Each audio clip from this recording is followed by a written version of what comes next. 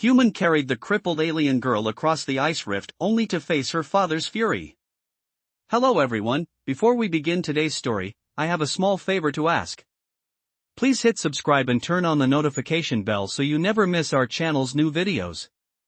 It's quick, free, and the best way to support us in bringing you more dramatic stories. Your support means the world to us. Where are you watching from? Drop your city or country in the comments below. Thank you very much. Now, back to our main characters. The bitter winds howled across the frozen landscape, carrying with them a biting chill that stung the skin like millions of tiny needles. The icy expanse stretched out before them, a vast wasteland of snow and rock. In the distance, jagged mountains loomed, their peaks lost in the swirling storm clouds that darkened the sky. Through the blinding snow, Michael trudged forward, his boots crunching against the snow with each step. His breath came in ragged gasps, the cold air searing his lungs with every inhale. But his determination pushed him forward, each step taking him closer to the other side of the ice rift. In his arms, wrapped in a thick thermal blanket, was Lyra, an alien girl crippled by a cruel fate. Her slender form, though delicate, was resilient, her chest rising and falling with shallow breaths. Her once vibrant violet skin was now pale from the cold, and her silvery hair, usually flowing like a shimmering waterfall, now clung to her face in frozen strands. Michael had found her abandoned in the middle of the frozen tundra, her people, her family, having left her to die after an accident that left her paralyzed. She was no longer the fierce warrior she once was, now she was fragile, needing someone to carry her, to protect her from the world that had turned its back on her. But that was not all.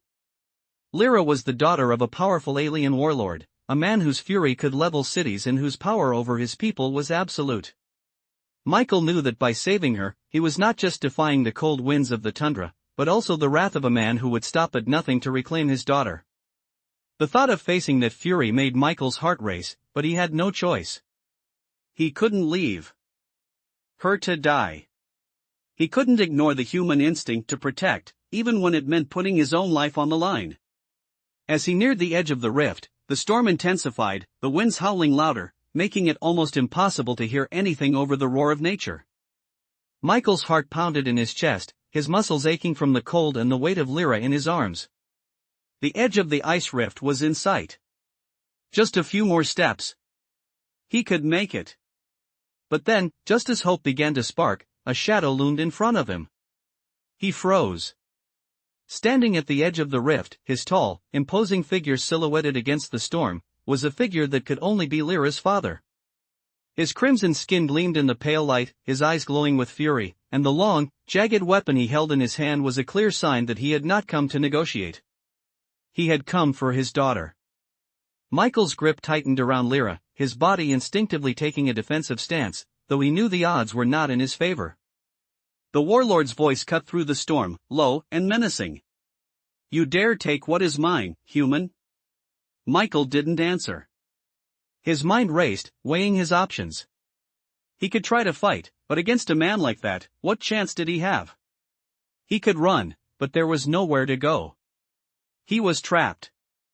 The air seemed to freeze, the tension thick enough to be felt in the pit of his stomach. Michael had faced enemies before, but never anything like this. Never something this personal. This wasn't just a battle of strength, it was a battle of lives, of honor, and of the choices one man could make in the face of impossible odds. And as he stood there, with Lyra's fragile body in his arms and her father's fury burning before him, Michael knew that whatever happened next would change everything. The storm roared around them, and the world seemed to freeze in place. Michael's heart pounded in his chest as he faced the towering figure before him. Lyra's father, a warlord whose name struck fear into the hearts of his people, stood a mere few feet away. His crimson skin shimmered like molten lava under the dim light, his eyes burning with an intensity that made the cold seem insignificant. Michael felt the weight of the situation crash down on him. He had no weapon, no allies, and the freezing winds were only making everything worse. The air was thick with tension as the warlord's gaze locked onto him. "You dare defy me, human?" His voice was like thunder, deep and rumbling, carrying an authority that seemed to shake the very ground beneath them. Michael gripped Lyra tighter, his breath quickening. He wasn't sure if it was from the cold or the sheer gravity of what was happening. I did what was right, Michael said, his voice steady despite the fear gnawing at him. He knew he had to stand his ground, even if it meant facing certain death. She was left to die. I couldn't just leave her there. The warlord's eyes narrowed, a low growl rising in his throat. The tension was unbearable, the storm around them almost a reflection of the conflict brewing between them. For a moment, neither moved, neither spoke. The wind howled in the background, a constant reminder of the peril they were all in. Then, slowly, the warlord took a step forward. Michael instinctively took a step back, but his feet sank into the snow, making him feel more vulnerable than ever. You speak of honor, but you have no understanding of it, the warlord said, his voice colder than the ice surrounding them. You've taken my daughter, and for that, you will pay the price. Michael swallowed hard, the weight of the words sinking in. The warlord's fury was palpable, and Michael could feel it like a physical force pushing against him. He didn't know what to expect, but he was ready for whatever came next. Lyra, still wrapped in the thermal blanket, stirred in his arms, her fragile body shifting as if to say something, but the words never came. She was too weak, too injured to speak or move. All she could do was watch, her eyes filled with a mixture of fear and gratitude, and something deeper, something that Michael couldn't place. He didn't know if it was love, but it was something. Something that made him want to protect her, even from her own father. The warlord looked down at her with a mixture of contempt and possessiveness, and Michael felt a surge of protectiveness rise within him. He wasn't going to let this man take her away again. You can't have her, Michael said, his voice stronger now, more certain. She's not yours to control anymore. The warlord's expression hardened, and for a moment, Michael thought he had made a mistake. But then, something in the warlord's eyes shifted, perhaps just a flicker of doubt, or maybe even recognition. You're a fool, the warlord said, his voice softer now, almost mournful. She was never meant to be free. Michael didn't know what the warlord meant by that, but he wasn't going to wait for the answer.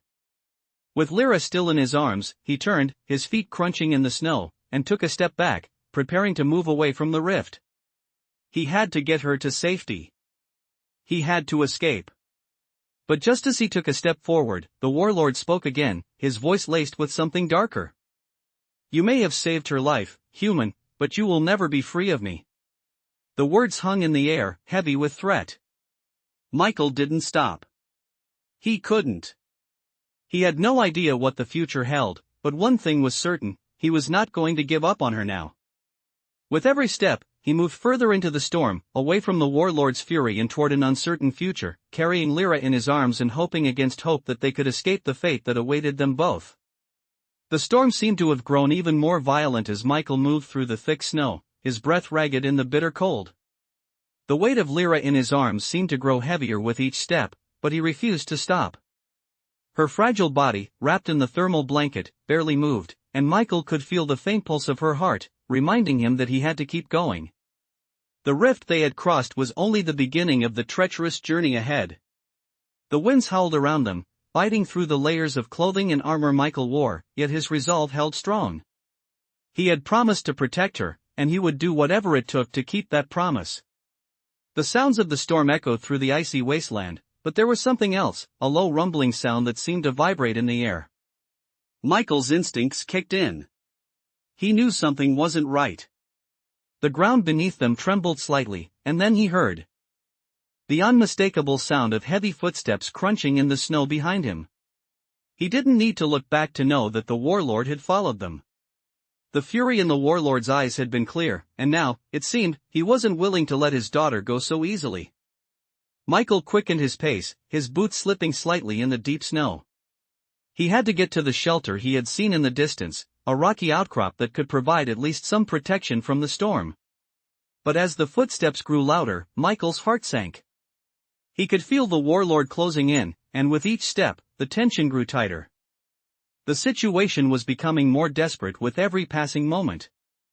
Just as Michael thought they might make it, a voice cut through the howling winds, sharp and commanding. Stop, the warlord's voice echoed across the snow-covered plains, making the hairs on the back of Michael's neck stand up.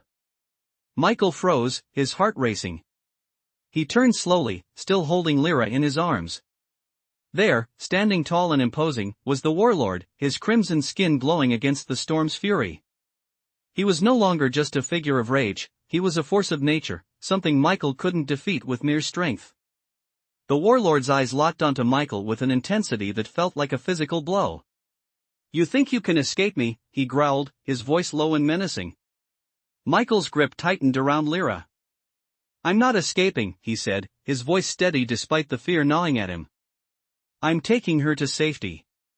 The warlord took a step forward, his presence overwhelming. "She is my daughter," he said, each word dripping with authority. "And you have no right to take her from me." Michael shook his head, feeling a cold chill settle deep in his bones. "I'm not taking her from you. I'm saving her. You left her to die. I won't let that happen." The warlord's expression darkened. "You dare speak to me like that," he snarled, taking another step forward. Michael's mind raced. He had no weapon, no way to defend himself against this powerful alien. But as he looked down at Lyra, still barely conscious, something inside him hardened. He couldn't back down now. "I'm not afraid of you," Michael said, his voice firm. "I'm not leaving her. Not now, not ever." The warlord stopped in his tracks, his eyes flashing with anger and something else, something Michael couldn't quite place.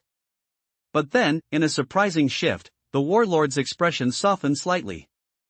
"You are brave, human," he said, his voice quieter now. "But you are also foolish. You cannot change what has already been decided." Michael stood his ground, though his body ached with exhaustion. "I can change this," he said, determination in his eyes. "I will make sure she's safe." The warlord didn't reply. Instead, he turned his gaze to Lyra, who had stirred slightly in Michael's arms, her silver eyes meeting his with a mixture of gratitude and fear. Michael felt her strength, even in her weakened state, and he knew that whatever the warlord said, he couldn't take away her chance at freedom. The storm raged around them, but in that moment, it felt as if time itself had frozen. The two men stood, locked in a silent struggle of wills, each understanding that this moment would change everything. The wind howled around them, fierce and unrelenting, as Michael stood his ground, holding Lyra close to him. The snow swirled around their feet, and the world felt suspended in a moment of raw tension. The warlord's gaze never left them, his fiery eyes burning with an intensity that seemed to pierce through the storm. Michael could feel the weight of the warlord's presence, pressing down on him, but he refused to back down. He wasn't going to let the cold or the powerful man before him break his resolve. Lyra, the weak and trembling in his arms, had been through so much already. The icy winds, the abandonment by her people, and now this standing before her father, the one who had cast her aside like a broken tool. "You don't understand," the warlord said, his voice a low growl, carrying the power of someone who had ruled for far too long. "She belongs to me. She is mine to command, not yours to rescue." Michael's grip tightened around Lyra, and he could feel her stirring slightly, her silver eyes blinking up at him in confusion. She was too weak to speak, but Michael could feel her trust in him. That was all that mattered. "No," Michael replied, his voice firm. "She's not yours to control anymore.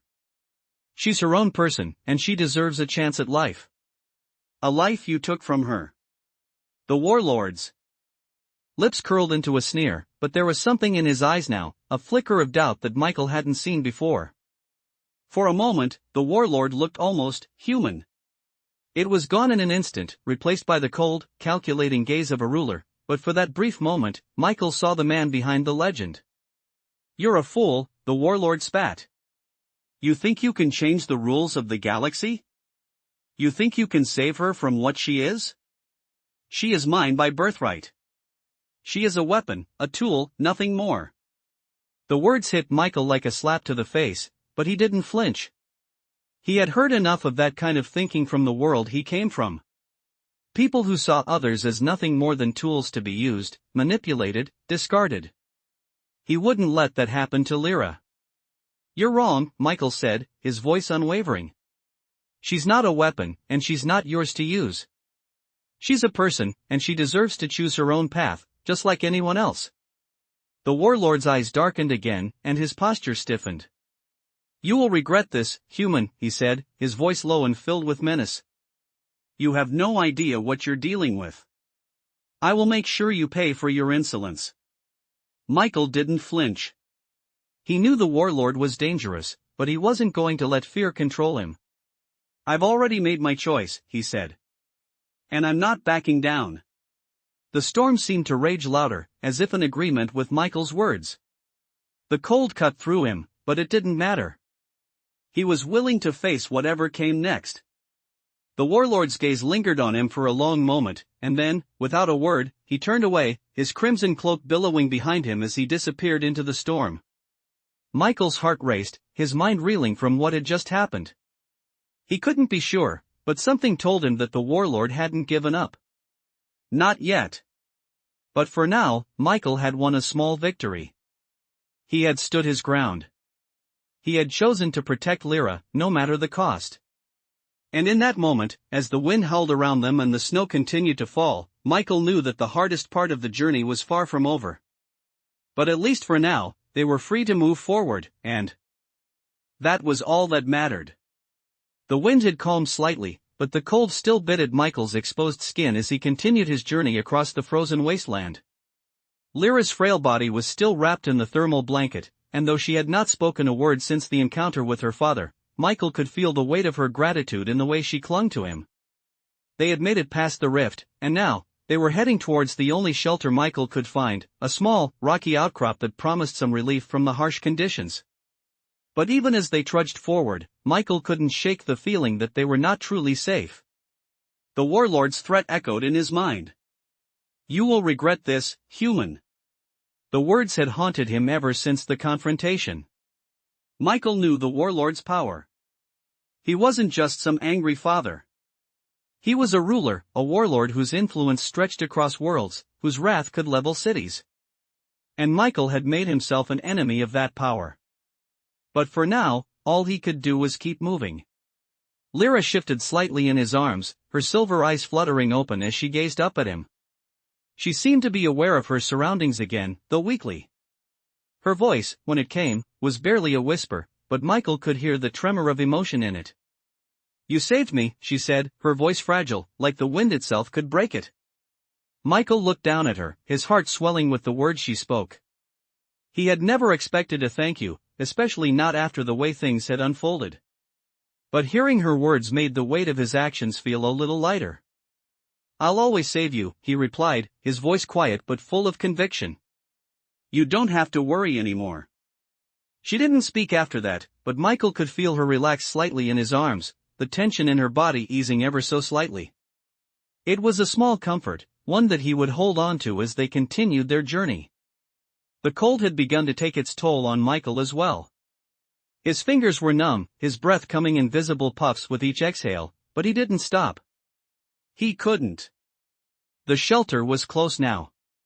Just a few more minutes, and they would be able to rest, warm up, and plan their next move. As they neared the rocky outcrop, Michael's mind began to race. What would they do next?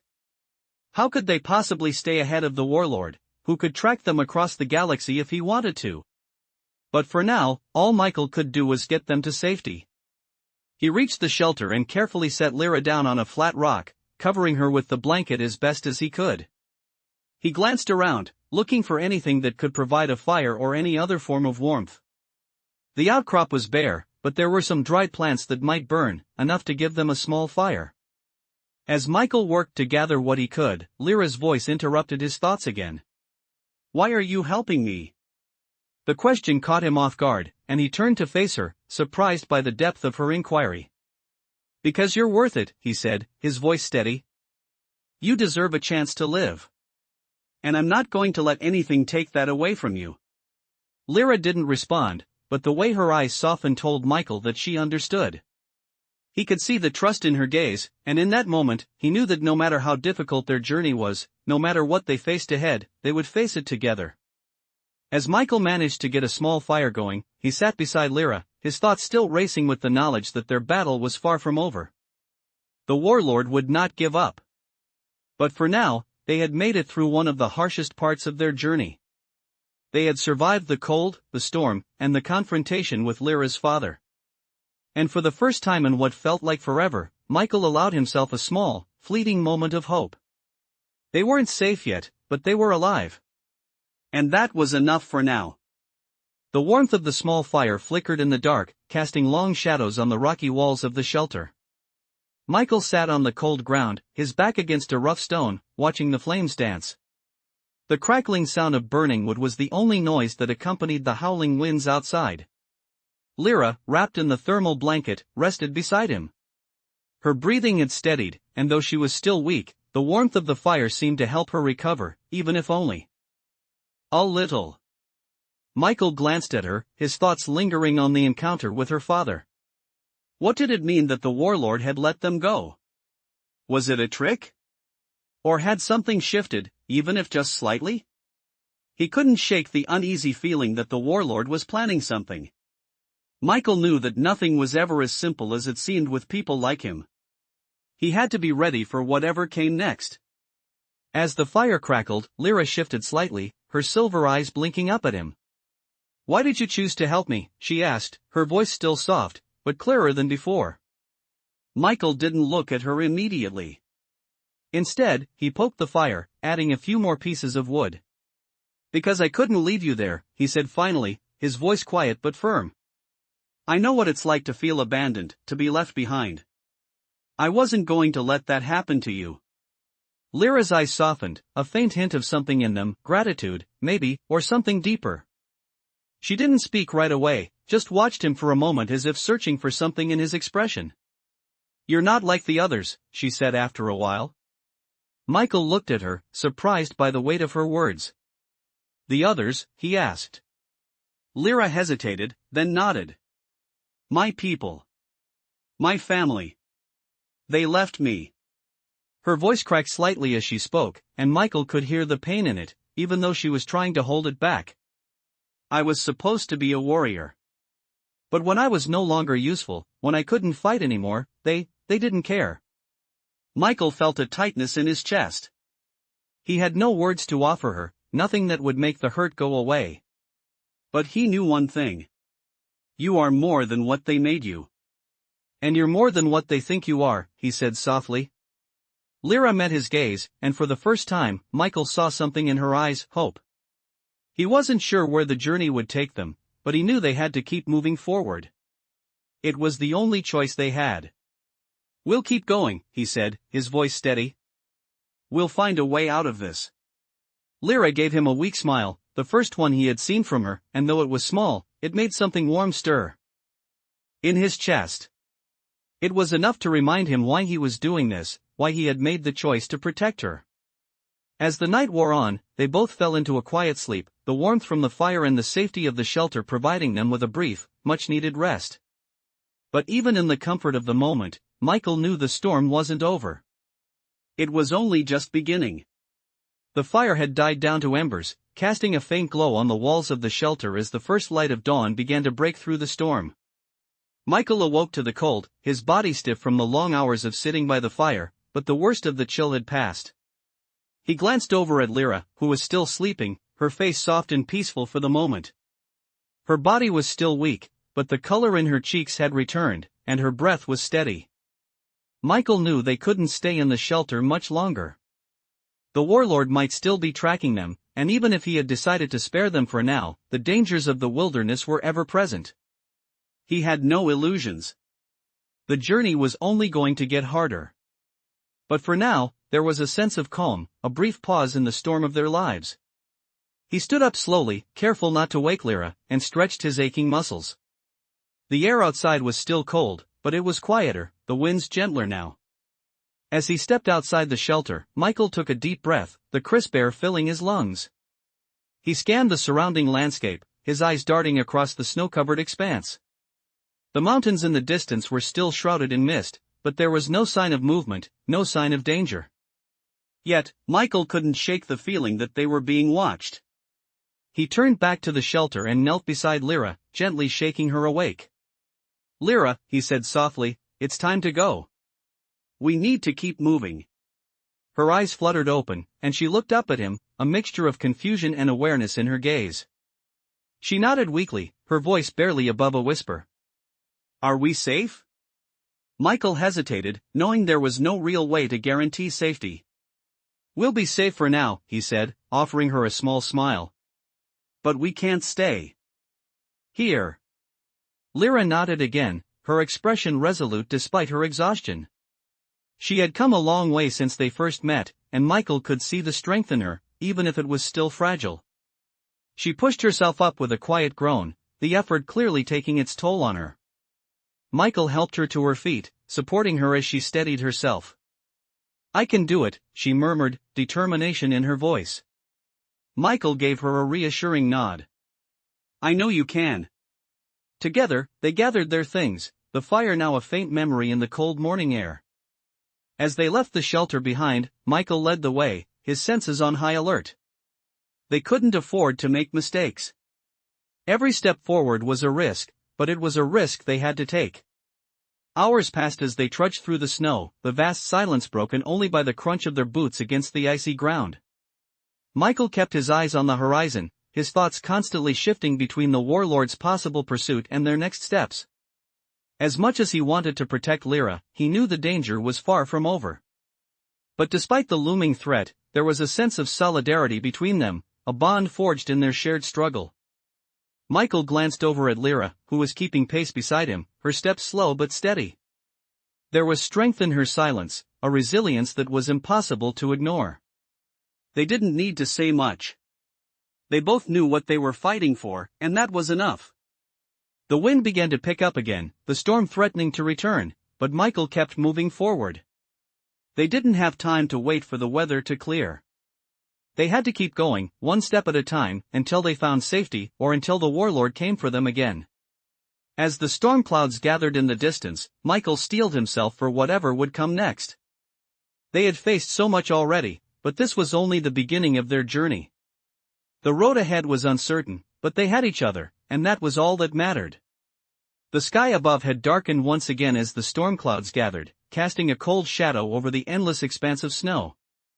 Michael's pace had slowed, not because he wanted to stop but because Lyra was struggling to keep up. The weight of their journey was starting to wear on her, and her steps were becoming more sluggish. Her breathing, still shallow from the earlier exhaustion, was beginning to slow her down even more. Michael glanced over at her, his brow furrowed in concern. She had insisted on walking, despite the pain in her limbs, but he could see the strain in her face. We need to rest, he said, stopping and turning to face her. Just for a little while. Lyra looked up at him, her silver eyes meeting his with a quiet resolve. No, she whispered, her voice barely audible against the howling winds. We can't stop. We're too close. Michael sighed, but he didn't argue. He knew how stubborn she could be, how determined she was to keep moving, to keep fighting. He couldn't blame her. She had already lost so much. The last thing she wanted was to feel helpless. All right, Michael said, his voice soft but firm. We'll keep going. But I'm not going to let you fall behind. He stepped closer to her, ready to support her, but she shook her head. I'll manage, she insisted, though her voice trembled slightly. Michael didn't push it further. They both knew she wasn't fully capable, but they had no choice. The warlord could still be tracking them. They had to keep moving, no matter what. The landscape stretched out before them, a desolate and endless sea of white. The cold was biting, seeping into their bones, but the silence around them was even worse. There was no sound except for the occasional gust of wind, and it seemed as though the world itself was holding its breath. They hadn't seen anyone since they left the shelter, and that was both a relief and a warning. Michael had a nagging feeling that they weren't truly alone, that someone was watching them. He couldn't explain it, but his instincts were on high alert. The snow beneath their feet was getting deeper, and Michael could see the effort it took for Lyra to lift her legs with each step. He had to help her, but she wouldn't let him carry her. He understood why. She was still trying to prove herself, still trying to hold on to the remnants of her pride, but Michael couldn't help but feel frustrated. She was exhausted, and the road ahead was only getting tougher. The thought of the warlord's Fury still loomed over them, an ever-present shadow that hung in the back of Michael's mind. He couldn't let his guard down, even for a second. As they trudged on, Michael's eyes scanned the horizon, watching for any movement, any sign that they were being followed. The snowstorm had intensified, and visibility was becoming poor. The path ahead was nearly impossible to see, but they had no choice but to continue. "Do you think he'll find us?" Lyra's voice cut through the silence, breaking Michael's concentration. He looked at her, surprised by the question. She was still looking ahead, her expression unreadable, but he could sense the fear beneath her calm exterior. "I don't know," he said honestly. "But we're not going to make it easy for him." Lyra nodded, though Michael could tell she was far from convinced. Her father's power was something neither of them could ignore, and it was clear that his influence would follow them wherever they went. "We have to keep moving," Michael said, his voice strong, though doubt still lingered in his mind. "We're not giving up." Lyra didn't reply, but Michael could see the faintest spark of determination in her eyes. She was still fighting, still holding on to the hope that she could escape the life she had been forced into. And for the first time since they started this journey, Michael allowed himself to believe they could make it through. As the snow fell heavier around them, the world grew quieter, colder, and more distant, but the bond between them was stronger than the storm. They were still alive, still moving, and that was enough for now. The wind had reached a deafening howl, as if the very earth was crying out against the travelers' every step. Michael's breath came in shallow bursts, the cold air biting at his lungs with every inhale. He glanced at Lyra, her body moving slowly beside him, her face drawn with exhaustion. The determination in her eyes still remained, but it was fading, the weight of their journey pressing down on her with every passing moment. Despite the storm's fury, they had to push forward. They had no choice. Michael's mind was still racing from the warlord's words, from the threat he had made. It lingered in his thoughts like a shadow he couldn't escape. The warlord wasn't someone to be underestimated, and even though they had a brief moment of respite, Michael knew it wouldn't last. The world felt smaller in the midst of the storm, the snow closing in around them, leaving them with no clear path. The landscape seemed endless, a white expanse stretching as far as the eye could see, no signs of life, no landmarks to guide them. But despite the desolation, Michael kept his focus ahead, guiding Lyra with each step, making sure she didn't fall behind. "We can't stop now," he muttered more to himself than to her. "We're getting closer." Lyra didn't respond, her exhaustion evident in the way she dragged her feet. Her silver eyes flickered up at him, her lips parting as if she wanted to speak, but the words never came. Michael could see the struggle in her face, the effort it took to keep moving, to keep going despite the odds. He stopped, his heart aching as he turned to face her. "Lyra," he said softly, "you don't have to keep going if it's too much. We can rest." Lyra shook her head, her face hardening with a quiet resolve. "No," she whispered, her voice hoarse but steady. "I won't stop." Michael didn't know what kept her going, but he understood the drive. He could see it in her, a fierce determination to keep fighting, to survive. And for that, he admired her. But he also knew that this couldn't go on forever. The cold, the exhaustion, the dangers they both faced, it was all too much. Yet, in that moment, there was no time for doubt. There was only the present, only the steps they had to take to survive. He gave her a reassuring nod, his heart heavy with the weight of what lay ahead.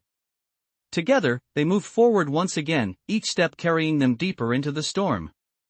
As the hours dragged on, Michael's thoughts shifted from the warlord's pursuit to something more immediate. The storm was worsening, the snow falling heavier now, and visibility was becoming nearly non-existent.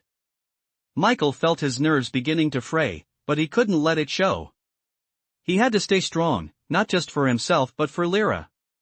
She was counting on him. The world seemed to fade away as they pushed through the snow, their steps the only sound in the vast emptiness. There was nothing around them but the swirling white mist and the storm's howling fury. But then, through the snow and the swirling winds, Michael thought he saw something, movement, a shadow on the horizon. His heart skipped a beat. Was it the warlord? Or something else? He quickened his pace, Lyra following him, though slower now, each step heavier than the last. As they drew closer to the figure, Michael could feel the tension building in his chest. But when the figure stepped forward, Michael's breath caught in his throat. It wasn't the warlord. It was something entirely unexpected. The figure was tall, covered in heavy furs, and wielding a long, jagged weapon. But there was something else about them, something that made Michael stop in his tracks. The figure raised their hand, a silent gesture that seemed to demand attention. Michael paused, his heart racing, uncertain of what was happening. The figure didn't speak, but the presence was undeniable. It was like the storm itself had come alive. And in that moment, Michael realized that this was just another layer of the unknown they were walking into. He glanced back at Lyra, who was still trudging forward, though her steps were slower now, her body leaning heavily on the weight of the snow. Michael turned back to face the figure.